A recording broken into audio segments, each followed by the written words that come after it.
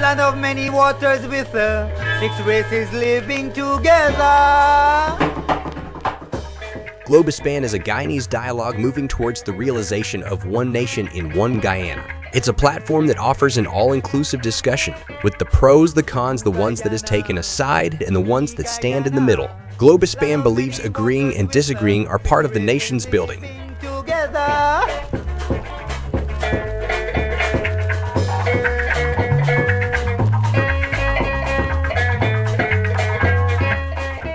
Globuspan believes that every Guyanese voice is part of the nation's building.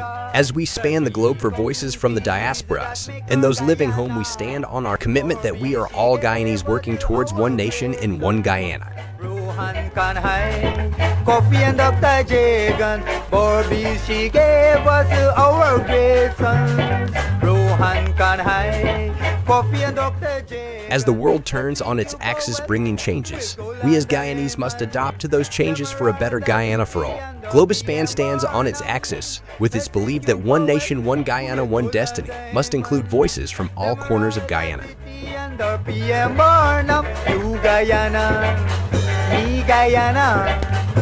many waters with 6 races living together. Good night, everyone. Tonight we welcome our listeners to Globuspan Television live from New York. It's the only neutral, fair, and balanced network. And tonight I must thank Noir Singh for making this program available, and Ryan Gobin and Devin Bissoon, our two technical directors. We have a full slate of audience of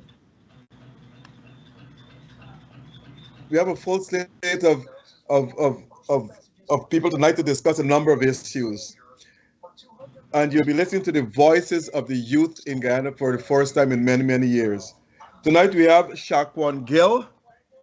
He is the president of the Student Society at UG, at the University of Guyana. We have Ms. Carissa McClure. She is a UG graduate in international relations and a youth activist. And Nikhil Sankar, medical student and technical officer of UG Medical Students Association.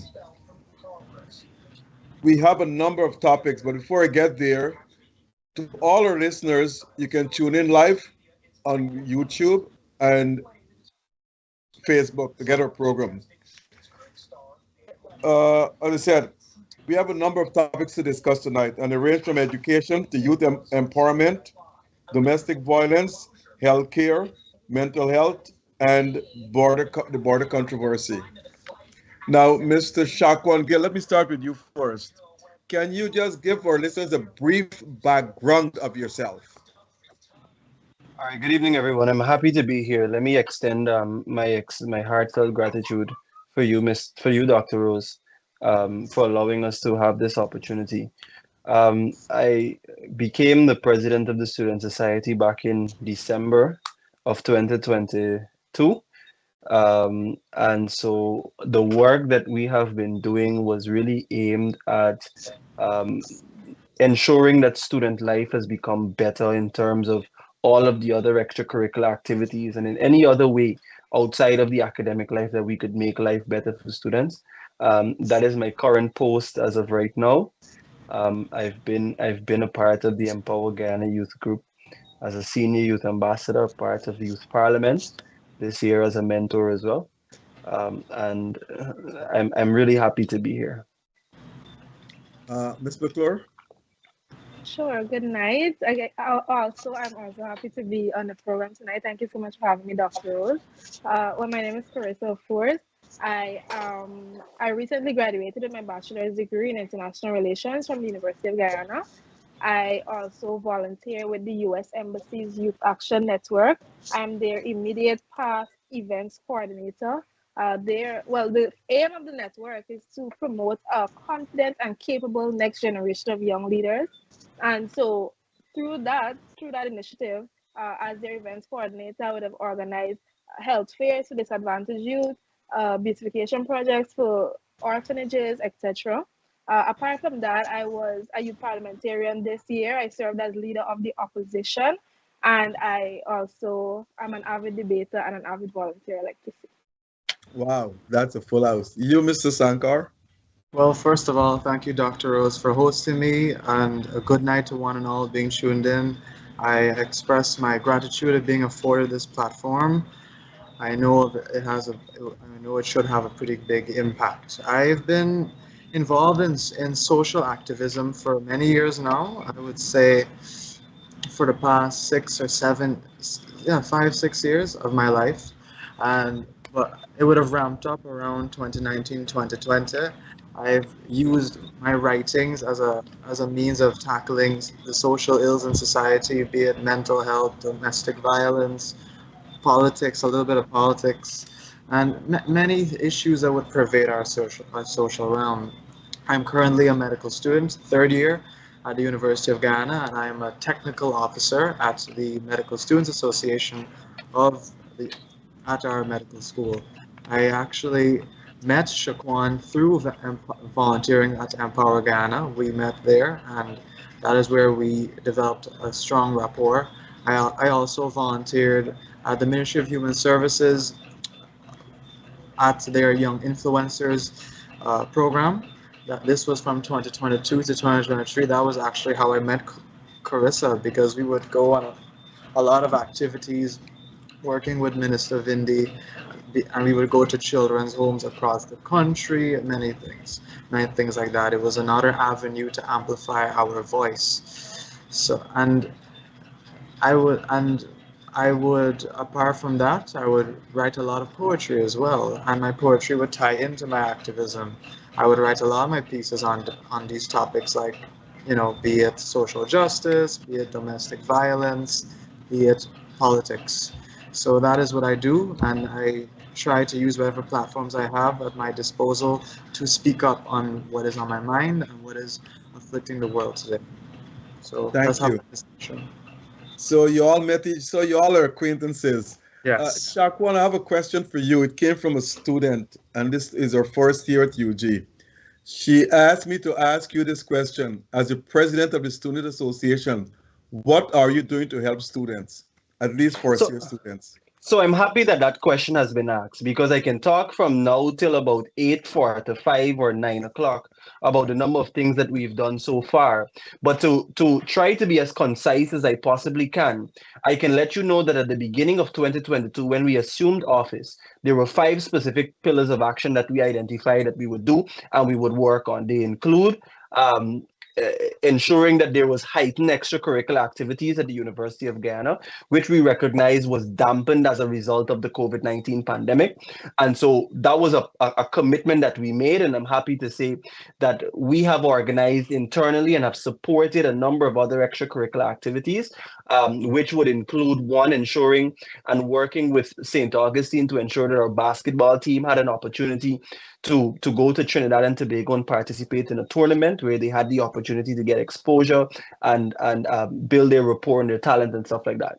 We also allowed, or we also indirectly was involved in ensuring that students participated in the speakers debating competition. We actually sent 2 teams that would include Turkine and Tain, giving them the opportunity to be exposed to parliamentary procedure, being exposed to the debating world, and a lot of them who had the talent but didn't have a platform to show or display that talent.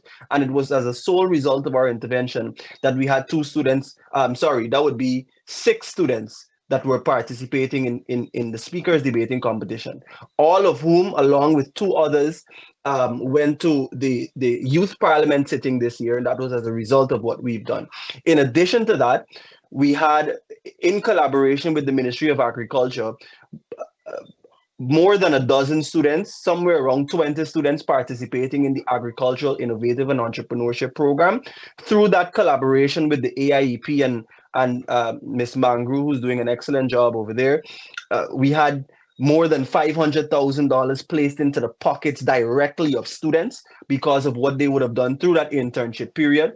And so they had the opportunity to not only get the exposure and experience that they would need in the agricultural field, but also to earn some income as a result. That is on extracurricular activities alone. We also said that we would foster relationships with universities across the Caribbean and even in far further afield, to build a stronger relationship with them. That manifested itself in the form of what we call speed friendships that we did earlier in February, of which more than 300 students were a part of. They had the opportunity, of course, to liaise and have conversations and discussions with other students from the UE, from the USC, from the University of Trinidad and Tobago, the Northern Caribbean University, and create long-lasting friendships and relationships that of course I'm positive will benefit their life either in the short term or the long term. That is in terms of fostering those relationships. I spoke about the basketball team having the opportunity to travel. We're currently collaborating with Queen's University out of Canada as well, to assist them and for them to assist us in providing sexual education, information on teenage pregnancy and things of that nature, and mental health, sexual abuse, and stuff like that. And that's supposed to manifest itself very soon. And those are just 2 of the 5. I have not yet spoken about how we've had an opportunity to enhance mental health services at the University of Guyana in collaboration with yoga organizations. I have not had the opportunity to speak about what we have done in relation to the other 2 pillars of action that we set out. But the important thing is what we made sure is that we did not rely on the University of Guyana to get things done, but to get things done only through our collaborative efforts, only through our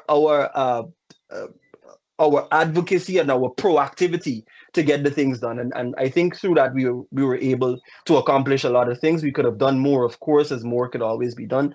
But I think we would have managed to do a lot in the year coming out, well, maybe the primary year coming out of the COVID-19 pandemic. Very well said. 2 questions. One, how often there are elections for the president of the UG Student Society? It's held every year. So right now we're waiting on the Student Welfare Department to go ahead and do the electoral process for the second year, for the next year. And will you be running again?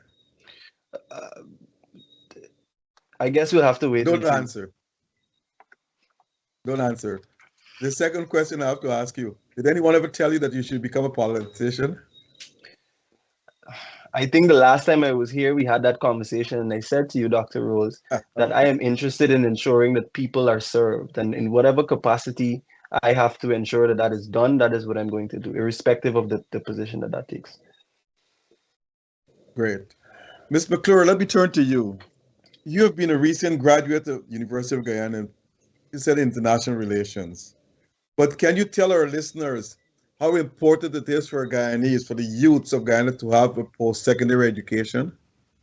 And are the opportunities there for them to have it?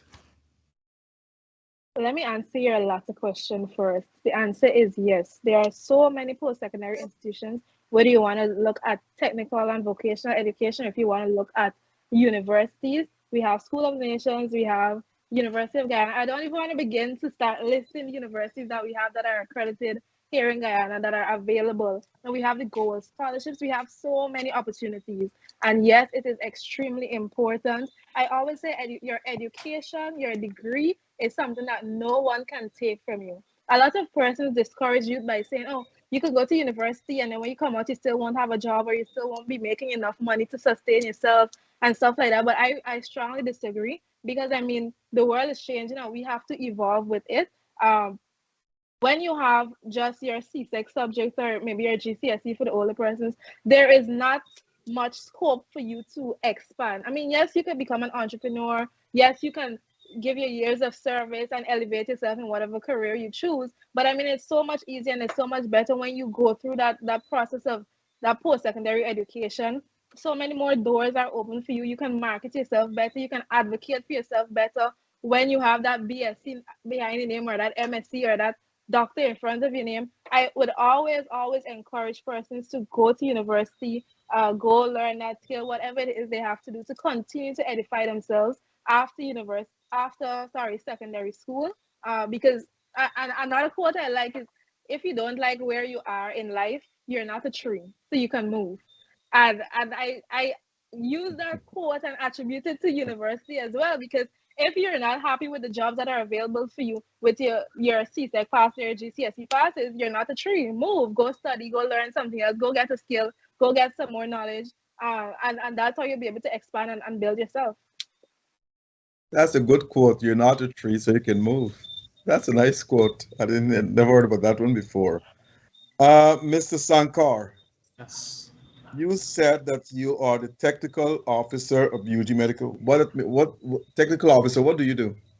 So, how that position, I came to that position was we had our recent medical school elections.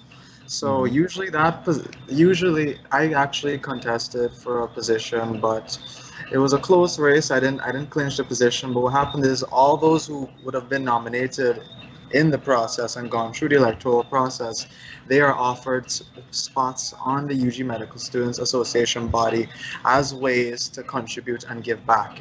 So it may not necessarily be in, let's say, a secretary role. I ran for that position, but you could work in more of an advisory capacity, pitching ideas and working and volunteering with the body too, and suggesting ideas as we contribute to building a greater campus life for our medical students. So I would have accepted this position actually last week. So some ideas I would have had when I ran for my position, when I would have ran in the elections, I had a banner of mental health. I know that we don't talk about a lot. Doctors are pretty much a backbone of our society in restoring health. And we would have seen this in the COVID-19 pandemic, but we don't talk about the mental health and the burden that goes upon our very doctors. We do not. We talk about, when we think about health, we think about the physical health, and we think about comorbidities, but we do not talk about the mental health aspect. So I wanted to create a platform to not complement what's already existing through the UGSS. I wanted to create mental health services for our medical students.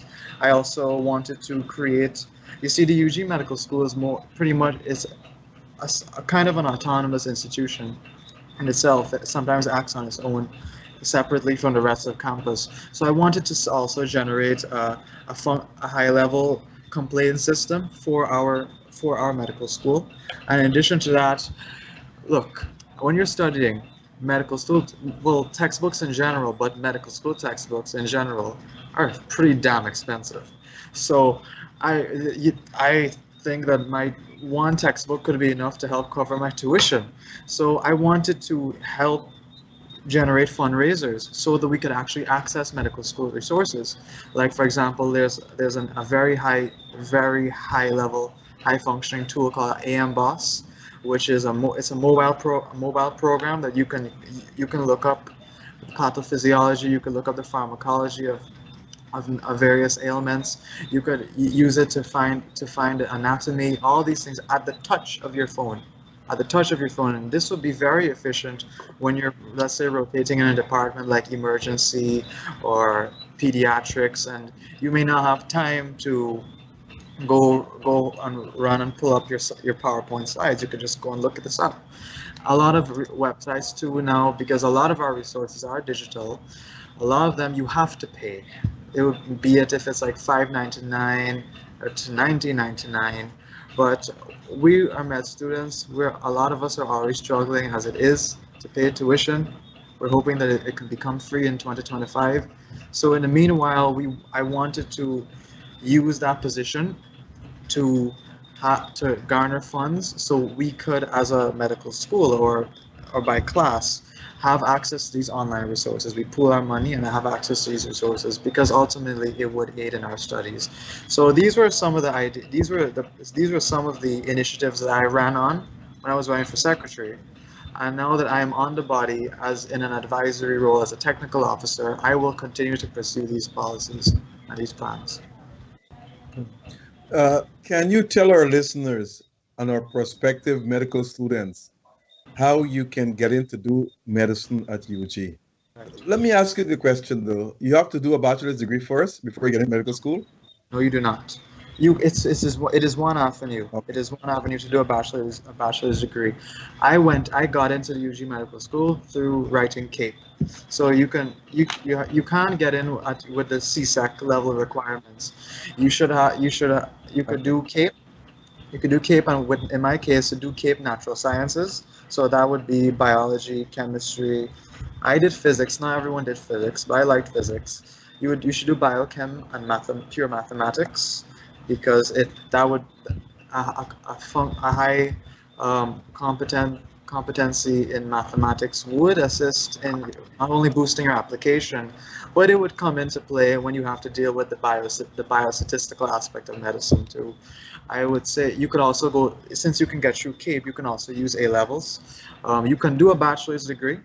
That is an avenue, that might be 4 years before you, and once you reach those 4 years and you have a high grade point average, perhaps I think the current threshold is 3.7, GPA of 3.7. You can get in.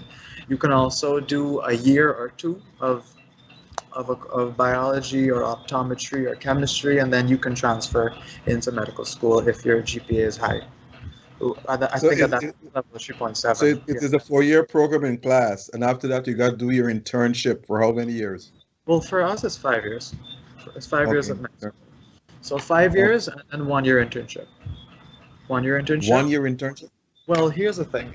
It's not actually that we're doing in classes for 5 years, then we go and become doctors.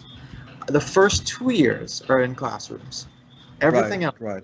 we're stationed in the hospitals and we do our clinical rotations. So Right. currently, I started today working in the psychiatry ward. So we would still have class-based learning, but that would be outside of our clinical education. The first 2 years are preclinical years, and then years 3, 4, 5 are clinical years. And those you will be based in the hospital. That will be the requirements. So you basically are working as a trainee doctor. And so that you'll have to learn all of the skills like drawing blood, as we spoke about, Dr. Rose. I learned it too the other day. I froze. I froze when I tried.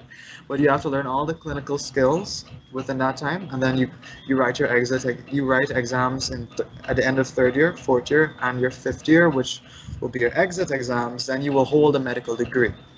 But then to become a doctor, to gain your medical license, you will have to do your 1 year of internship, and then of course then you write the bar exam after, yeah, the medical exam after to be recognized. yes. So and then after that, a lot of interns too, they will migrate and write the USMLEs and the Canada exams, and so but you can They also migrated after leaving UG. a lot of them do. I don't necessarily plan on doing so at this moment, but Wow. they have a litany of postgraduate programs right there at the hospital for specialties like internal medicine, obstetrics and gynecology, pediatrics.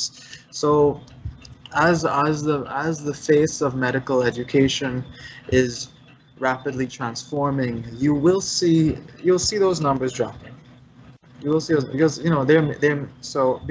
you may have 1 or 2 specialties where Guyana may not have the scope as yet, but in time we will, because we're growing. So yeah. Can I ask you what's the migration rate?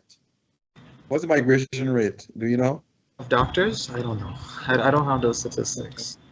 I mean, I just have friends who've migrated, and I don't think those statistics are in a public domain. I might have to consult for that. Yeah. The only indicator I can have is knowing that healthcare workers in general tend to migrate. Like we've seen our nurses go abroad to the UK. That's the only indicator that I can use. But ultimately there will be differences. That's nursing. We're in medical doctor. So yeah. Okay. Miss, you're having some technical problems. Okay. Mr. Gill, are you there? I'm here. Mr. Gill? Yeah, I'm here. Okay. I stuck as Now, well. let's turn to youth empowerment. How can the youth be empowered in Guyana? Or should they be empowered? So that's my question? Yes. Right. So I think Carissa alluded to it quite succinctly. But for further elaboration, one has to take into serious consideration and recognize that empowerment really means giving somebody the power, giving somebody the ability, the skills to do whatever it is that they want to do. And if we define empowerment like in that manner, we would have to ask ourselves, what can we do to give youth the ability to get to the stage that they want to get to? And I think the answer to that question unequivocally, without debate, is education.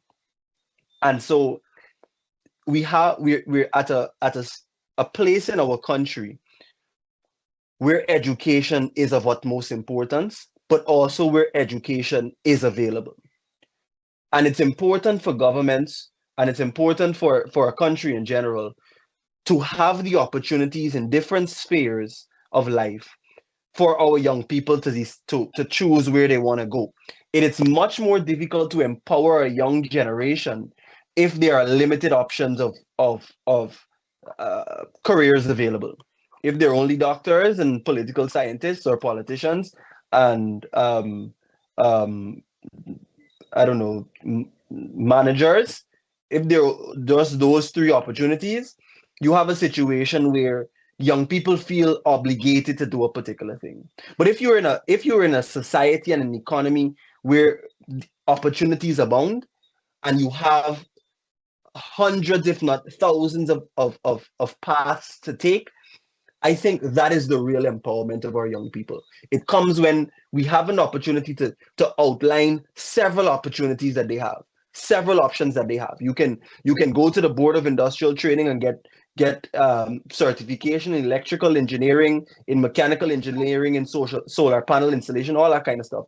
You can go to the University of Guyana and get your degrees in a whole range of academic certification. You can use the Gold Scholarship to also further your education. And once those opportunities are available, I think that is the first foundation, or the foundation rather, for our young people to thrive and for our young people to be truly empowered. Ms. Carissa McClure, do you think that the youths are empowered in Guyana to venture out to do the things according to what Mr. Gill is saying?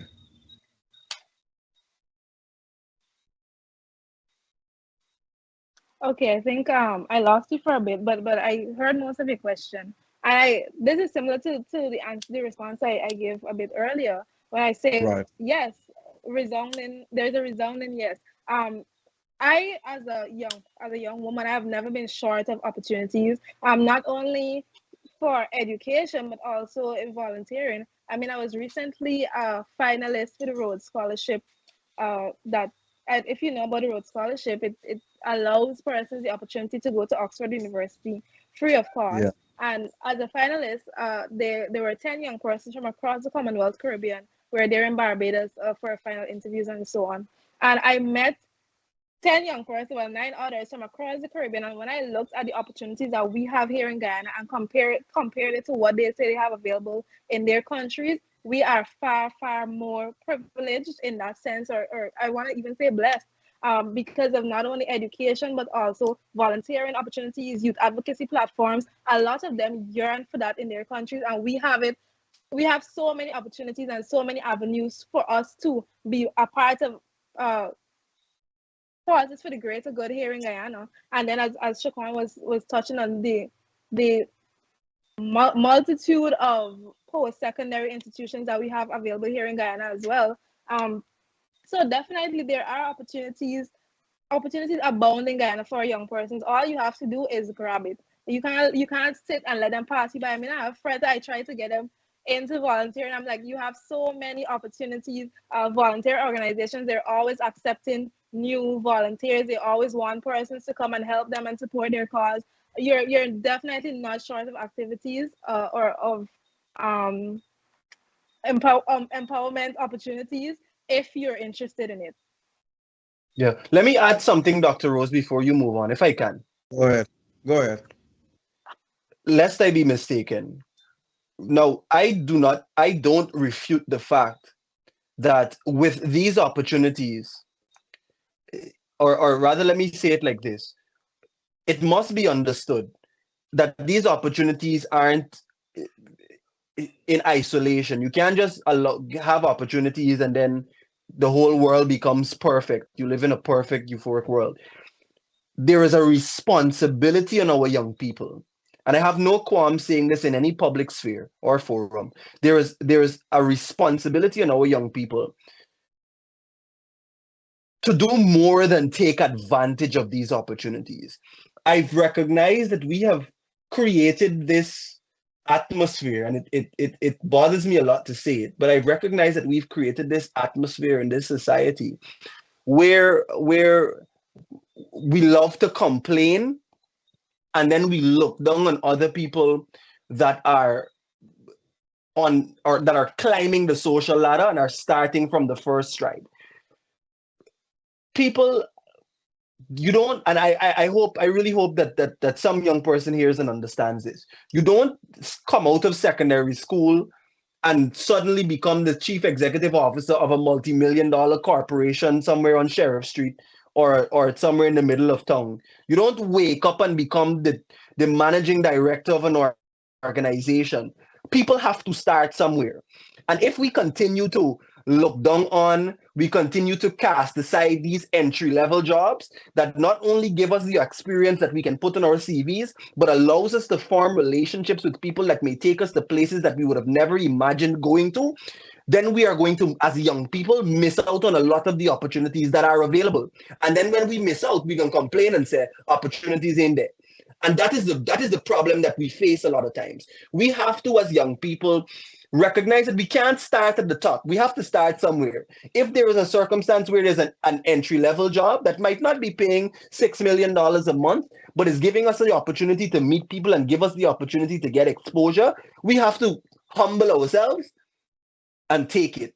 And then you have the other people, and this might be older folks as well who might be doing it. We have to stop looking down on our young people for taking the entry-level jobs, because everybody has to start somewhere. And if we don't shift our focus and our perspective, and when it comes to looking at these things, we will miss a lot of those very opportunities that we're talking about tonight. I would like to resoundingly concur with what Shaquan said. Reason being, I think we can all, from what Carissa said, from what Shaquan said, I think we can all form an impression here. And here's what it is. Guyana now is on the cusp of a developmental boom, a major developmental boom, for the first time in our post-colonial history. And as to the question as if there are opportunities available for young people to be empowered, absolutely, absolutely. Carissa and I, recently, we were the graduates of the Young Influencers program. It was the brainchild of Minister Vindhya Vasani Prasad. And that was a program to amplify young voices. It was not a job. It was a volunteer capacity, and it gave us opportunities to not just only do training at the ministry. We became certified in workshops that were conducted at the ministry's various departments, like human trafficking, domestic violence, child abuse. But in addition to that, through that platform, we were able to spearhead several initiatives. We were able to go all across the country and interact with people of different backgrounds. We were able to go to children's homes and mentor them, counsel them, guide them, like a shoulder to lean on. We were able to help the ministry coordinate serious high-level events on topics like domestic violence, like human trafficking. It starts there. It starts with a voice, and it starts with a will. It starts with a will. Brother Shaquan said that education is the most important aspect for empowerment. I agree. However, empowerment is a multi-pronged approach. Not only does it take education is a baseline, and everything goes from there. It takes voices. It takes platforms for those voices. It takes leadership, taking young voices seriously and bringing them on board, and letting them know, we value your opinion, we value your voice.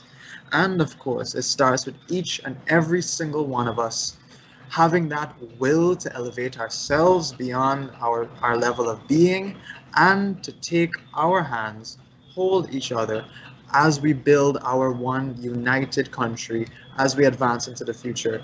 Be it a politician, be it a doctor, be it a construction worker. It starts somewhere. a good friend of mine, you might know Diane Madre Asquith Rose. She's Yeah. a good friend of mine, and she always tells me, trust the process, embrace the journey. So what I'm trying to say here is that yes, education is the main pillar, but it takes, not only does it take a multifaceted approach, but it starts with us. It starts with us, and we will get there. We will get to where we want to be. We can't give up. We can't just sit idly by and develop a culture of dependency. As Brother Shaquan said when he spoke about complaining, it starts somewhere. We shouldn't sit aside.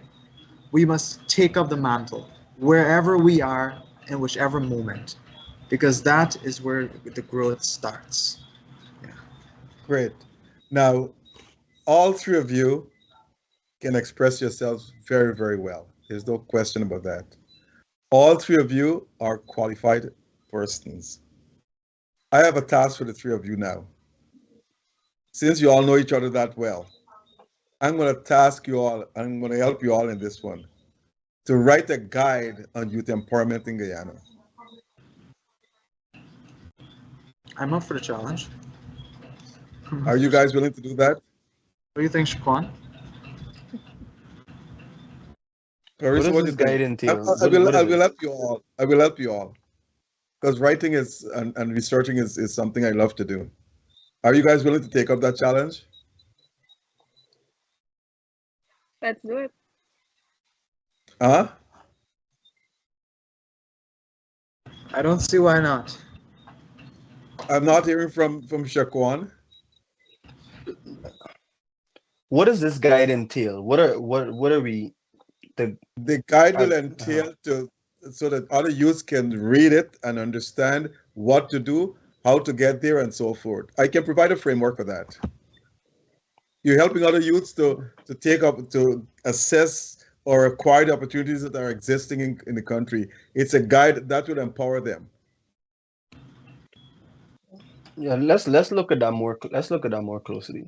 I think. We'll talk after the show. Yeah. Okay. Now, youth empowerment is very important for all countries, particularly the underdeveloped countries, or what we call the global south countries like Guyana and so forth. The reason for that is because they have to move up the scale into development, into becoming developing countries and become a developed country. Or what we, and you should know this, Ms. Carissa, in international relations, you don't say fourth, second, and third world anymore, am I right? You say global north and global south. So those are the concepts being used now. The global north are the developed countries. So youth are the future of every country. And the youth can only help to move a country from its status of underdevelopment to developing to developed. So it is something that it's important for youth empowerment. It is very important. And with youth around, any country can move from one stage to the next. As Carissa rightly said, you're not a tree. You can move. So we can all move around. I'll remember that saying forever, Carissa, believe me. You're not a tree, so you can move. Now, my next topic is this: domestic violence. Everybody, I think, knows the cause of domestic violence. But you know what's lacking? The solutions to it. And it could be a variety of solutions. It's prevalent in a number of countries. In Guyana, you know, it's often there. Just the other day up the quarantine where I'm from, a guy killed his wife and then he went and drank poison. Because for some misunderstanding or whatever it is. But domestic violence exists. The percentage of domestic violence in Guyana women, I think it's over 60%. Every one in two women will be a victim of domestic violence. Yeah, I think it's higher than that though. It's being. Well, that's the only report. That's reported. We have to take into account the unreported. Is being abused verbally, physically, and everything else is domestic violence. So, Carissa, let me start with you. What you think are some of the solutions? This is your opinion. What you think? I mean, it starts with us as women. I'll start there. And I know that might be controversial, but because I know they say that, it's hard when you're in situations like that to pick yourself up and move because there are so many external factors. Sometimes you might be threatened to be killed, or you might have children with that person, or you might depend on them for financial support.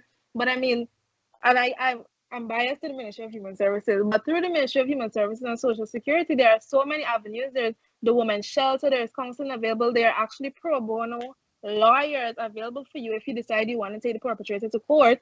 There are hampers that are available to you. There are cash vouchers, sorry if I'm not mistaken.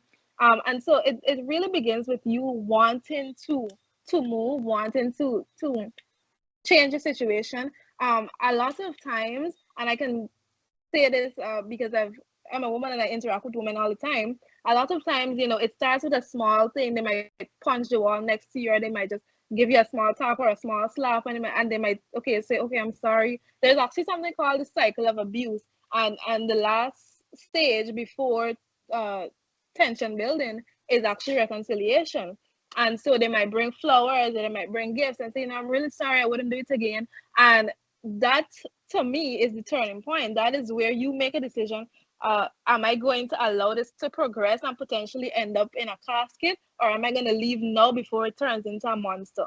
And that's one thing that, especially our younger women, that we have to empower them to realize that from the first hit or from the first indication of abuse, you need to get yourself up and get out of there before it becomes too big. Recently, there was a story that emerged of a woman who she was trying to charge her child's father for attempted murder because he threw scalding hot oil on her. And I learned later that it started with her getting I think it was a chop to her head or something like that. And then she decided not to press charges and continue the relationship. And then it ended with her getting severe third-degree burns all over her face.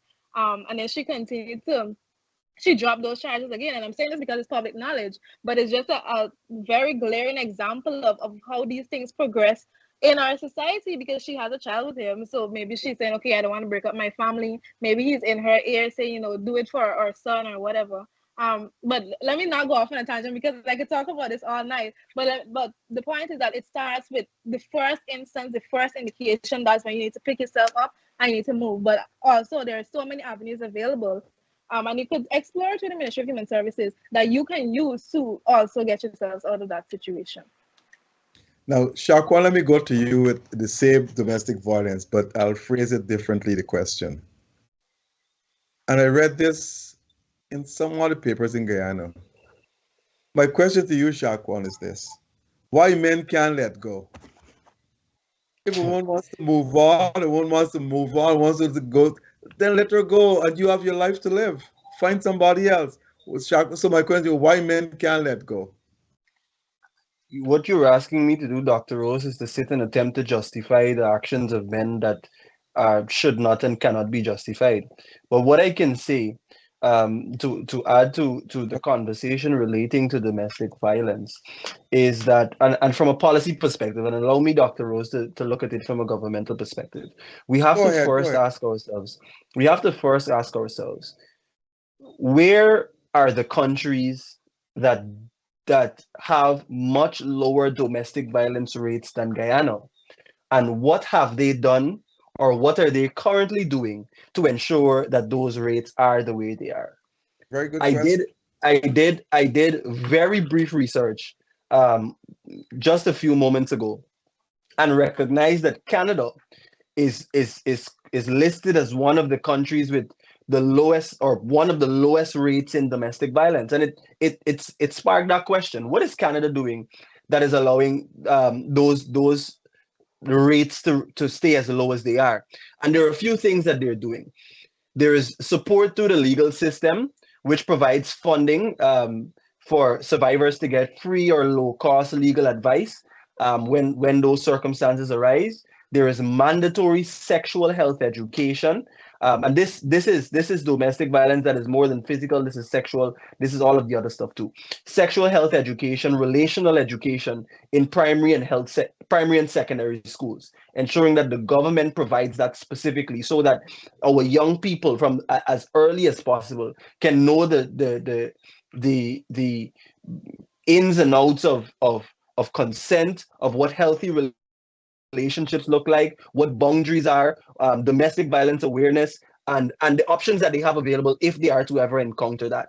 The list goes on to include workplace safety, immigration, and things. Now, we look at that and then we ask ourselves, if this is what Canada is doing, what is Guyana doing? And Carissa identified very clearly that there is available, and Carissa, correct me if I'm wrong, pro bono service for women who are survivors of domestic violence. She identified that.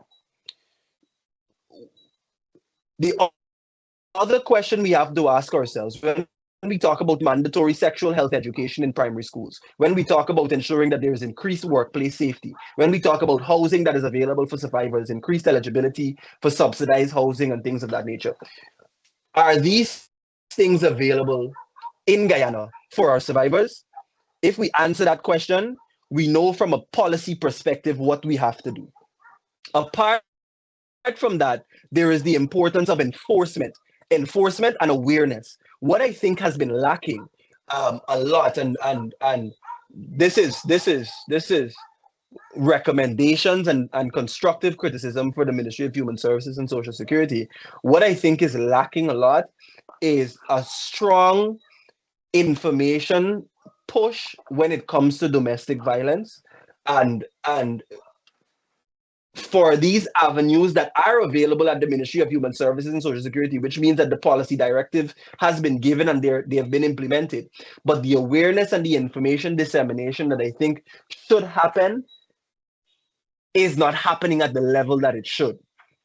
And so I think, coupled with the policy directives that we have to implement, we have to also work extremely hard on ensuring that this information is properly disseminated, and people know that when they go to the Ministry of Human Services or when they go to any of these organizations, there is confidentiality available and there are other alternatives that are available. And I think those are some of the things that we have to take into consideration moving forward.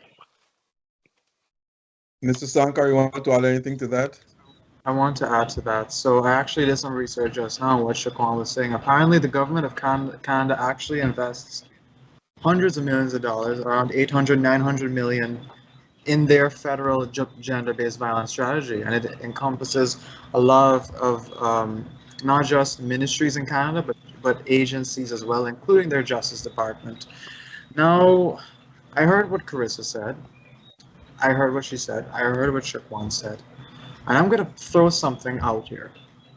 Men are the solution to ending domestic violence, particularly in Guyana. Why I say this is because it starts with the men. It starts with the men who actually raise a closed fist and impact their partner. And then the cycle begins there. Now, of course, women have an important role to play because they are the ones in Guyana predominantly on the receiving end of the domestic violence. We're not, if we get into domestic violence against males, that is another discussion, but in Guyana, it's primarily against women. I think the reported statistics, 1 in 2 women will experience domestic violence in their lifetime, and that is just the reported statistics. It is very clear that more and more will go unreported and have been going unreported. And I think domestic violence is another generational curse that has been passed down from numerous decades. And why I say men have to be involved in this solution is because, listen, we always say, okay, the women must go and report, leave your partner, but sometimes it is just not as easy as that. I remember I reached out to a domestic violence victim. Her story was in the papers because I'm not gonna, her name is in the public domain. I'm not gonna call her name though. She tried to leave her partner, but the partner kept coming on after her. She may have left, she would have found the solace of her family, but the abuser kept on coming after her, still tormenting her.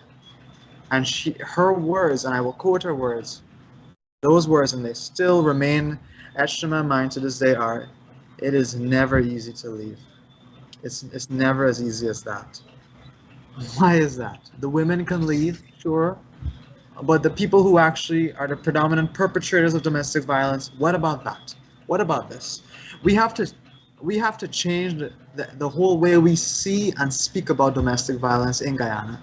We have to start a new conversation on this. And it requires challenging what we know to domestic violence and our outdated perspectives. Look, I'm going to call names now. There was a case back into 2022. There was a Kitty businessman who was brutally kicking up his daughter on camera. Do you remember this, Dr. Rose? Yeah. I'm sure. Yeah, I remember that. Yeah. His name was Dave Singh or something. He was convicted of domestic violence. The degenerate comments on Facebook who were condoning these actions, saying, "Oh, it's out of love. It's a kick of love." That shows how backward we view domestic violence. And that